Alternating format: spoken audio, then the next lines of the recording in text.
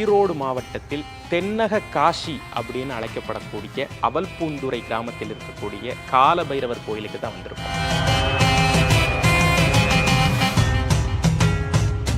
But இங்கே வந்து ஒரு நல்ல ஃபீல் இருக்குது, ஒரு பவர் இருக்கிற மாதிரி உள்ளே வந்தால் தோணுது. பட் எல்லாருமே வரணும்னு நானும் நினைக்கிறேன். நான் ஒரு மனநல நிபுணராக இருக்கேங்க. ஈரோட்டில் ப்ராக்டிஸ் பண்ணுறேன். அவ்வளவு அழகான இந்த தெய்வீக அனுபவத்தை கொடுத்த இந்த கடவுளுக்கும் வந்த உடனே தேங்காயில் நெய் தீபம் போட சொன்னாங்க. அந்த தீபம் ஏற்றும் போது வந்து மனசுக்குள்ளே நல்ல ஒரு அமைதி கிடைச்சிது. நான் என் கையாலேயே பூ கட்டி கொண்டு வந்து நான் பைரவருக்கு போட்டு தான் போயிட்டுருக்கேன். நான் இங்கே பார்த்தீங்கன்னா அஷ்டமி அன்னைக்கு காலையிலையும் சரி சாயங்காலம் சரி நல்லா பூஜை பண்ணுறாங்க.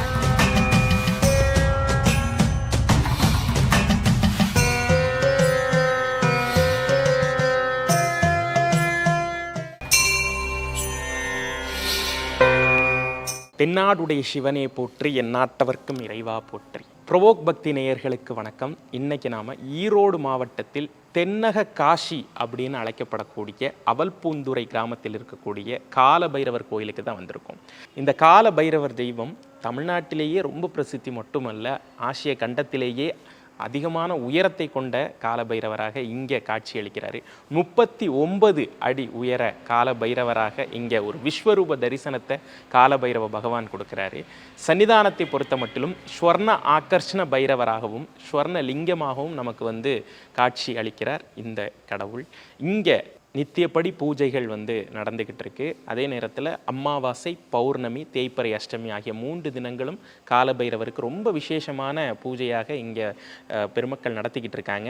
ஸ்ரீ விஜய் சுவாமிகள் அவர்களுடைய பெருமுயற்சியில் கிட்டத்தட்ட 12-13 வருடங்களுடைய கட்டுமான பணிகள்லாம் முடிந்து 2023 கும்பாபிஷேகம் ஏற்பட்டு இவ்வளவு நாளும் இங்கே இருக்கக்கூடிய பக்தர்களுக்கெல்லாம் பெருமழையாக ஆசீர்வாதத்தை அழிச்சுக்கிட்டு இருக்கக்கூடிய இந்த பகவானுடைய அருமை பெருமைகளை இங்கே இருக்கக்கூடிய பக்தர்கள் என்ன மாதிரியெல்லாம் தங்களுடைய அனுபவங்கள் வழியாக உணர்ந்திருக்காங்க அப்படிங்கிறது தான் இந்த காணொலியில் நாம் கேட்க போகிறோம். என்னோட நேம் சரஸ்வதி.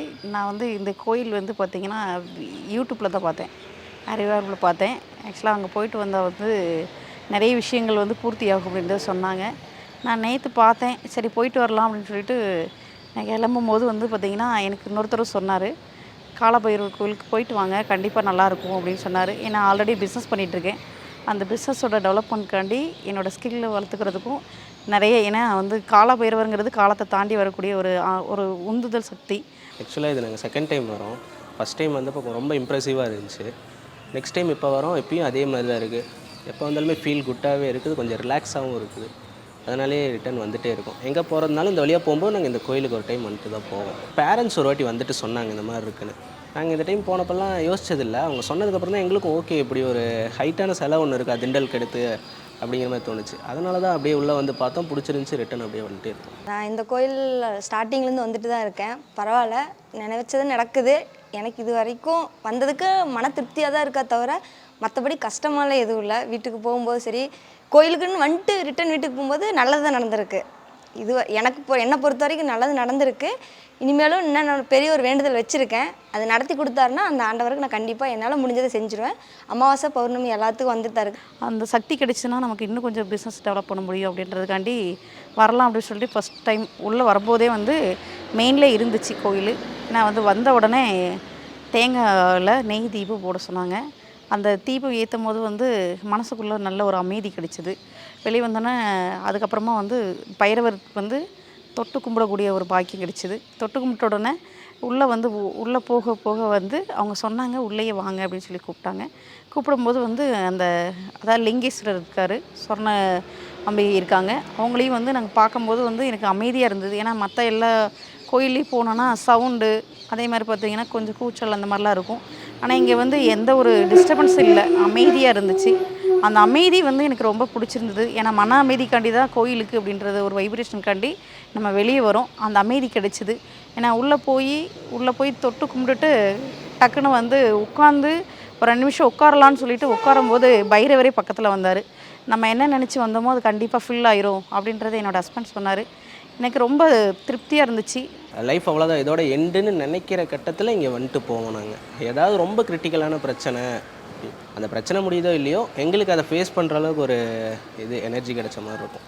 இங்கே வந்தால் ஒரு மன அமைதி கிடைக்குது. ஸோ வெளியில் எவ்வளவோ 1008 பிரச்சனை இருந்தாலுமே பட் உள்ளே வரும்போது அது எல்லாமே மறந்து சாமியை பார்த்தா அது எல்லாமே ஃபேஸ் பண்ணுறதுக்கான ஒரு தனி தெம்பு கிடைக்கிது. ஸோ அதனாலேயே இந்த கோயிலுக்கு மீண்டும் நான் இதான் ஃபஸ்ட் டைம் நான் வரேன். என்னோடய பிரதர் சஜஷன் பண்ணி என்னோட கசின் பிரதர் எனக்கு சஜஷன் பண்ணி என்னை கூட்டிகிட்டு வராரு. பட் இங்கே வந்து ஒரு நல்ல ஃபீல் இருக்குது, ஒரு பவர் இருக்கிற மாதிரி உள்ளே வந்தால் தோணுது. பட் எல்லாருமே வரணும்னு நானும் நினைக்கிறது வேண்டுங்க, எல்லாமே நல்லதே நடக்கும். நான் என் கையாலேயே பூ கட்டி கொண்டு வந்து நான் பைரவருக்கு போட்டு தான் போயிட்டுருக்கேன். நான் இங்கே பார்த்தீங்கன்னா அஷ்டமி அன்னைக்கு காலையிலையும் சரி சாயங்காலம் சரி நல்லா பூஜை பண்ணுறாங்க. பௌர்ணமிக்கும் சரி அமாவாசைக்கு நெய் அபிஷேகம் எல்லாமே பண்ணுறாங்க. பாலாபிஷேகம் எல்லாம் நல்லா பண்ணுறாங்க, நீட்டாக இருக்குது. நான் வேண்டிட்டு வீட்டுக்கு போகும்போது எனக்கு நான் நினச்ச என்ன வேண்டனோ ரிட்டன் வீட்டுக்கு போகும்போது அதே நடந்துருது. கொஞ்சம் முன்ன பின்ன இருந்தாலும் ஆனால் நடந்துருது. நிம்மதியாக இருக்குது கோயிலுக்கு வந்துட்டு போனான்னு வைங்களேன். அதனால வாரம் வியாழக்கிழமை வருவோம், அஷ்டமி அன்னைக்கு வருவோம், பௌர்ணமி அமாவாசை எல்லா நாளும் வந்துட்டு தான் இருக்கும். அதாவது வந்து இந்த மூலிகை பொடி வந்து நீங்கள் எடுக்கும்போது நிறைய விஷயங்கள் உங்களுக்கு கிடைக்கும், வைப்ரேஷன். அதே மாதிரி பார்த்திங்கன்னா அந்த மூலிகை பொடி வெளியே இருக்குது, நீங்கள் வெளியே வாங்கினா வெளியே வாங்கிக்கலாம். இங்கே இருக்கிறது வந்து இங்கே எடுத்து யூஸ் பண்ணிக்கலாம்னு சொன்னாங்க. எடுத்து யூஸ் பண்ணிவிட்டு உட்காந்துருந்து ஒரு சில விஷயங்கள் மனசுக்குள்ளே வேணேன். ஏன்னா ஃபஸ்ட் டைம் வந்திருக்கோம், ரொம்ப திருப்தியாக இருந்துச்சு. அதே மாதிரி மனசு வந்து ரொம்ப லேஸாக இருந்தது, இப்போ ரொம்ப பாரமாக இருந்தது. கோயிலுக்குள்ளே வந்தபோது ஒரு வைப்ரேஷன் கிடச்சிது. கல்யாணம் ஆகாதவங்க, ஒரு கஷ்டம் கடன் இந்த மாதிரி ஒரு வண்டியில் போகும்போது விபத்து நடக்குது, அந்த மாதிரி இருக்கிறவங்கலாம் இங்கே பைரவருக்கு வந்தால் நல்லாயிருக்கும். என்னோடது அதுதான், மற்றவங்களுக்கு எப்படின்னு தெரில. என்னை பொறுத்த வரைக்கும் இங்கே நல்லாயிருக்கு. இங்கே வந்துட்டு போனதுலேருந்து இது வரைக்கும் எனக்குன்னு சொல்லிட்டு அதுக்கு முன்னாடி கூட நான் வண்டியில் போய் கீழெல்லாம் விழுந்திருக்கேன். இங்கே வந்துட்டு போனதுக்கப்புறம் அந்த மாதிரி எனக்கு எதுவும் இது வரைக்கும் நடந்ததில்லை. காரியத்தறியிருந்து எல்லாமே நல்லாயிருக்கு. கல்யாணத்துக்கு மட்டும் வேண்டுதல் வச்சுருக்கேன், அந்த பைரவர் நடத்தி கொடுத்தாருன்னா அவருக்கு உண்டானதை நான் செஞ்சுருவேன். வணக்கங்க, நான் ஒரு மனநல நிபுணராக இருக்கேங்க. ஈரோட்டில் ப்ராக்டிஸ் பண்ணுறேன். ஒரு ஆன்மீக அனுபவத்துக்காக நான் இங்கே பைரவர் கோவிலுக்கு வரலைங்க. இங்கே ஒரு நல்ல வைப்ஸ் இருக்குன்னு சொன்னதுனால அதை பார்க்கணுங்கிறதுக்காக இங்கே வந்தேங்க. உண்மையாலுமே அவ்வளோ ஒரு தெய்வீகமான ஒரு உணர்வு இங்கே உருவாகுதுங்க. ஒரு பிரம்மாண்டத்தை பார்க்கும்போது, ஒரு உதாரணத்துக்கு ஒரு வானத்தையோ இல்லை ஒரு கடலையோ ஒரு தஞ்சாவூர் கோவிலையோ நம்ம உள்ளே போகும்போது நம்ம மனசில் இருக்கிற எண்ணம், கவலை, வேதனைகள் எல்லாம் மறைஞ்சு நம்ம ஒன்றுமே இல்லைடா அப்படின்னு தோணும் பார்த்தீங்களா? அதே மாதிரி தாங்க இங்கே உள்ளே வரும்போது நம்ம மனசில் இருக்கிற எல்லா பிரச்சனைகளையும் மறந்து ஒரு காற்று மாதிரி நம்ம உடம்பு உருவாயிடுதுங்க. அவ்வளவு அழகான இந்த தெய்வீக அனுபவத்தை கொடுத்த இந்த கடவுளுக்கும் நம்ம விஜய் சுவாமிகளுக்கும் நம்ம மனசார நன்றி சொல்லிக்கிறேங்க. அவ்வளவு அழகான இனிமையான ஒரு அனுபவத்தை வேணும்னா தயவு செஞ்சு எல்லாரும் ஒரு முறை நம்ம கோயிலுக்கு விசிட் பண்ணுங்க. ஈரோட்டிலிருந்து காங்கேயம் போகிற வழியில் அந்த மெயின் ரோட்லேயே அமைந்திருக்கக்கூடிய ஆலயமாக இந்த காலபைரவர் ஆலயம் இருக்குது. ஏன் தென்னக காஷி அப்படின்னு அழைக்கிறாங்கன்னா, இங்கே இருக்கக்கூடிய காலபைரவருடைய சாநித்தியம், அதாவது அவருடைய அமைப்பு வந்து காசியில் இருக்கக்கூடிய காலபைரவருடைய அமைப்போடு ஒத்து போகிறதும், இங்கே இருக்கக்கூடிய ஜாகிரஃபி, இந்த ஆலயம் அமைந்திருக்கக்கூடிய இடமும் காசியை ஒட்டி இருக்கக்கூடிய ஒரு சுடுகாட்டு பக்கத்துலேயும் அதே நேரத்தில் ஒரு நீரோடை பக்கத்துலேயும் இருக்கிறதுனால தென்னக காஷி அப்படின்னு சொல்லிட்டு இந்த ஆலயத்துக்கு வந்து ஒரு சிறப்பு பெயர் இருக்குது. இங்கே இருக்கக்கூடிய பக்தர்கள் வந்து தொடர்ந்து இந்த பைரவரை வந்து டெய்லி வந்து வழிபட்டுக்கிட்டு இருக்கிறத நம்ம பார்க்குறோம். சொர்ண ஆகர்ஷண பைரவர் அப்படின்னாலே பொருளாதார தடை, அந்த பொருளாதாரத்தை வந்து இல்லை பிஸ்னஸை வந்து ஒரு செட் பண்ணுறதுக்கான ஒரு தெய்வமாகவே இன்றைக்கி சொர்ண ஆகர்ஷண பைரவரை எல்லாரும் வழிபடுறதை நம்ம பார்த்துட்டு இருக்கோம். இங்கே சொர்ண ஆகர்ஷண பைரவருக்கு சொர்ண அபிஷேகம் வந்து நடத்துகிறாங்க. சொர்ண அபிஷேகம் வந்து 108 ரூபாய் நாணயங்களை அவருக்கு அபிஷேகமாக அளிக்கக்கூடிய விஷயமும் இங்கே வந்து பெருவாரியாக நடக்குது. அதே நேரத்தில் அமாவாசை, தேய்பிரை, அஷ்டமி, பௌர்ணமி இந்த 3 தினங்களும் சிறப்பு பூஜைகள் எல்லாம் நடக்குது. இங்கே சொர்ண ஆகர்ஷண பைரவர் உற்சவராகவும் இருக்கார். ஸ்வர்ண லிங்கம் இங்கே வந்து சிவபெருமானுடைய சாநித்தியமாக ஸ்வர்ண லிங்கம் இங்கே வந்து பிரதிஷ்டை செய்யப்பட்டிருக்கு. இது காசியிலிருந்து கையளிக்கப்பட்ட, சாதுக்களால் கையளிக்கப்பட்ட ஒரு லிங்கமாக இங்கே ஸ்வர்ண லிங்க பூஜையும் இங்கே நடந்துக்கிட்டு இருக்கு. ஸ்வர்ண லிங்கேஸ்வரராக பகவான் இங்கே அருள் புரிகிறார். ஸ்வர்ண ஆகர்ஷண பைரவர் காரியத்தடை மட்டுமல்ல பொருளாதார தடையும் அகற்றக்கூடியவர் அப்படிங்கிறத சொன்னோம். அந்த பொருளாதார தடை எப்பேற்பட்ட கடன் பிரச்சனையாக இருந்தாலும் இங்கே 12 தேய்பிறை அஷ்டமிக்கு தேங்காயை உடைத்து, சிதறு தேங்காய் உடைக்கிறோம்ல, அது மாதிரி 2ஆக உடைத்து அதில் வந்து குறு மிளகை வந்து சிகப்பு துணியில் கட்டி நெய் தீபம் ஏற்றுறது ரொம்ப விசேஷமாக இருக்குது. இந்த 12 தேய்பிறை அஷ்டமிக்கு இந்த விளக்கேற்றுறது வந்து இங்கே எப்பேற்பட்ட கடன் பிரச்சனைகள் இருக்கக்கூடியவர்களுக்கும் ஒரு விடுதலை அளிக்குது அப்படிங்கிற ஒரு செய்தியை இங்கே இருக்கக்கூடிய பக்தர்கள் வந்து நம்மிடையே பகிர்ந்துக்கிட்டாங்க. இது எல்லா நாளும் பண்ணுறாங்க. இந்த தேய்பிறை அஷ்டமி மட்டும் இல்லை, எல்லா நாளுமே இந்த வழிபாடு இருக்கிறதையும் நம்மளால் பார்க்க முடியுது.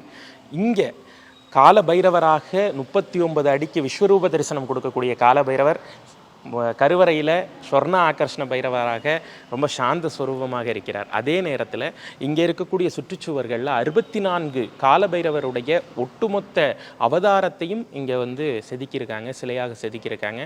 ரொம்ப அமைதியான இந்த ஆலயத்துக்கு வந்தாலே மனசு ரொம்ப லேசாகி, இன்றைக்கி சொல்லிகிட்டு இருக்கோம் இல்லையா, ஸ்ட்ரெஸ்ஸு டிப்ரெஷன்லாம் சொல்லிகிட்டு இருக்கோம் இல்லையா, இது எல்லாமே இல்லாமல் வெளியே போகும்போது ஒரு புது ஜீவனாக வெளியே போகக்கூடிய ஒரு அருமையான ஆலயம் தான் இந்த தென்னக காசி காலபைரவர் ஆலயம். ஆசிய கண்டத்திலேயே மிகப்பெரிய காலபைரவர் சிலை இந்த ஆலயத்தில் தான் அமைந்திருக்குது. அதுக்கு ஒரு பாராட்டும் விதமாக யூனிக் ரெக்கார்ட்ஸ் அவங்க வந்து இந்த ஆலயத்தை வந்து அங்கீகரிச்சிருக்காங்க.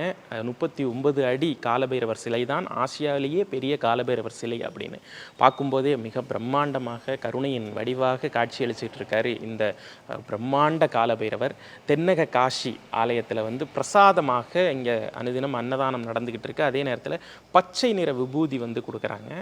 இந்த பொருளாதாரம் சார்ந்த இந்த விஷயங்கள் எல்லாமே இந்த பச்சை நிறத்தோட செழிப்பு அப்படிங்கிற ஒரு விஷயத்தோட ஒட்டி இருக்கிறதுனால இங்கே இருக்கக்கூடிய பிரசாதம் அந்த திருநூறு வந்து ரொம்ப விசேஷமாக இருக்குது. பச்சை நிற விபூதி. ஈரோடு மாவட்டத்தில் அமைந்திருக்கக்கூடிய இந்த அருமையான தென்னக காசி காலபைரவர் ஆலயத்திற்கு இந்த காணொலியை பார்த்துட்டு இருக்க எல்லோரும் வந்து பகவானை தரிசிச்சுட்டு பேரொருள் கிடைக்க இறைவனை வேண்டிக்கிறோம். இன்னொரு நல்ல வாய்ப்பில் சந்திக்கிறேன். நன்றி.